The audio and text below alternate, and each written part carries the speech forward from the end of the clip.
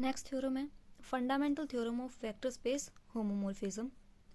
Fundamental theorem के according अगर T U से वी कोई लीनियर ट्रांसफॉर्मेशन गिवन है तो ये U by kernel of T isomorphic होगा टी ऑफ यू के। ये हमें प्रूव करना है। मीन इन दोनों U by kernel of T and T of U के बीच में हमें एक वेक्टर स्पेस आइसोमॉर्फिज्म मिलेगी। ये हमें शो करना है। तो गिवन है कि टी यू से वी ये एक लीनियर ट्रांसफॉर्मेशन है और इन दोनों का आइसोमॉर्फिक प्रूव करना है तो हम अपनी तरफ से एक मैपिंग अज्यूम कर लेते हैं। इन दोनों के बीच में डिफाइन कर देते हैं mapping F U by kernel of T से टी ऑफ यू तक। यहां इसे शॉर्ट नाम दे देते हैं कर्नल ऑफ टी को W, where W is equal to kernel of T.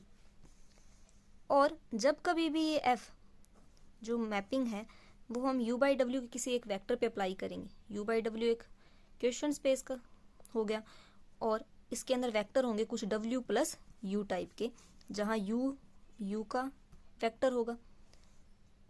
तो इसके ऊपर F अप्लाई करने पे हमें आंसर मिलेगा T ऑफ U का।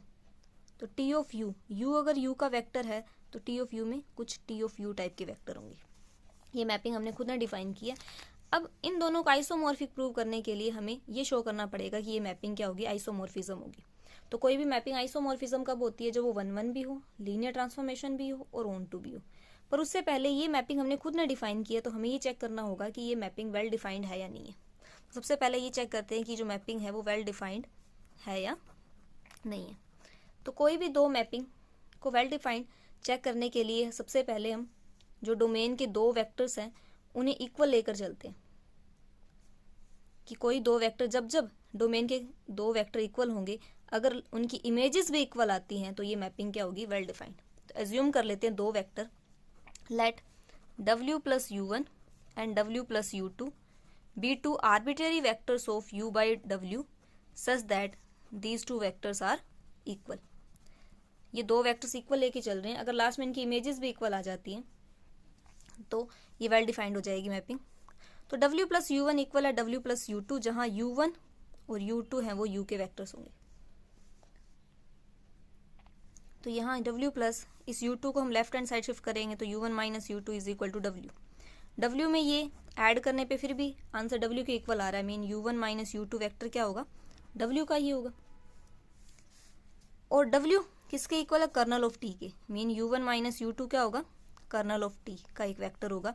और कोई भी वेक्टर जो kernel of T mean null space of T में आता है उसकी इमेज अंडर T क्या आती है, 0। तो U1 माइनस U2 की इमेज भी अंडर T 0 आएगी। तो T पहले से ही आपको एक लीनियर ट्रांसफॉर्मेशन गिवन है तो इसे हम लिख सकते हैं T of U1 minus T of U2 is equal to 0। तो यहाँ से इक्वल आ जाएगा T of U1 is equal to T of U2। अगर U1 और U2 की इमेजेस इक्वल हैं तो W प्लस U1 और W प्लस U2 की इमेजेस भी इक्वल होंगी अंडर F। क्यों, क्योंकि T ऑफ U1 यहाँ से T ऑफ U1 किसके इक्वल होगा, F of W plus U1 और T of U2 F of W plus U2। तो T ऑफ U1 और T ऑफ U2 की वैल्यू पुट कर दी।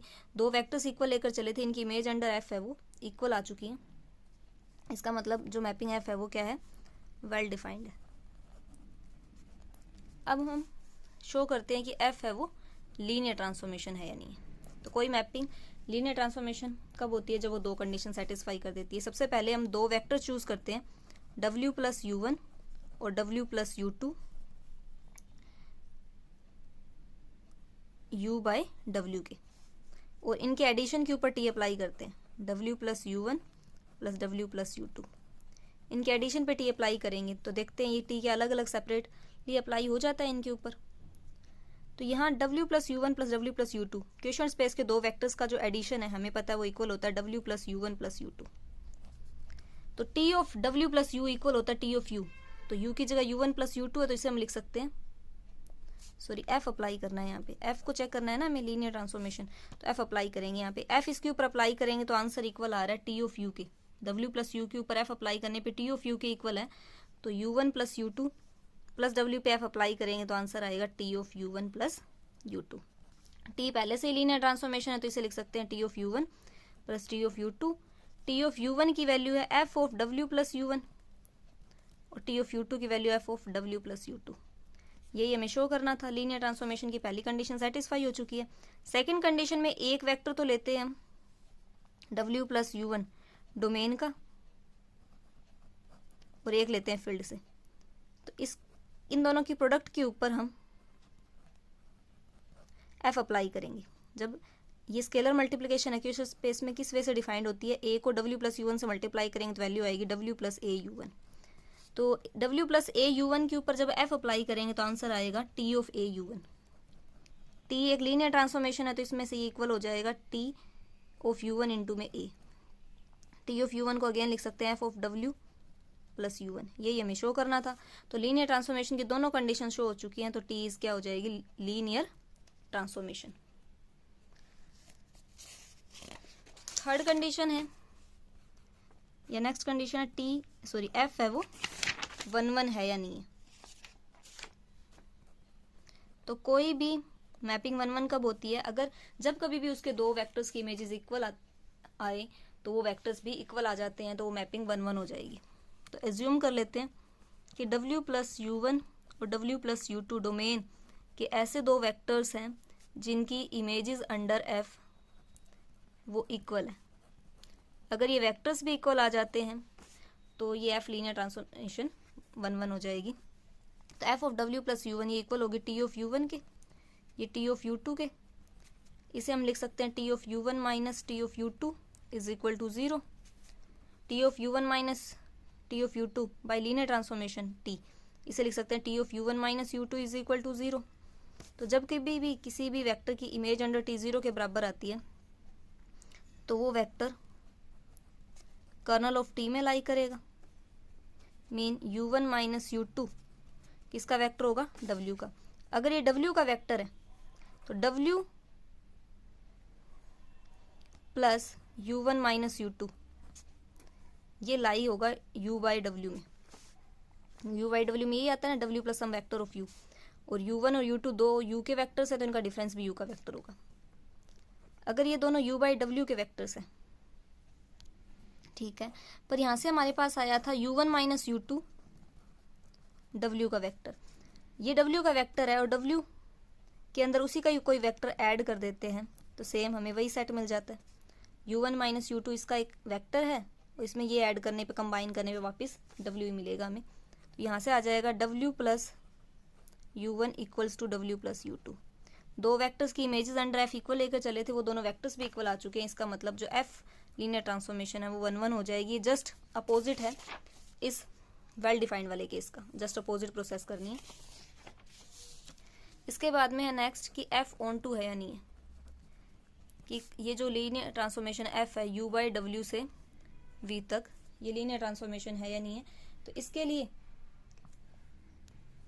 सॉरी यहाँ पे T ऑफ U है, ये लीनियर ट्रांसफॉर्मेशन ऑन टू है या नहीं है। तो यहाँ से हम को डोमेन में से एक वेक्टर चूज करेंगे।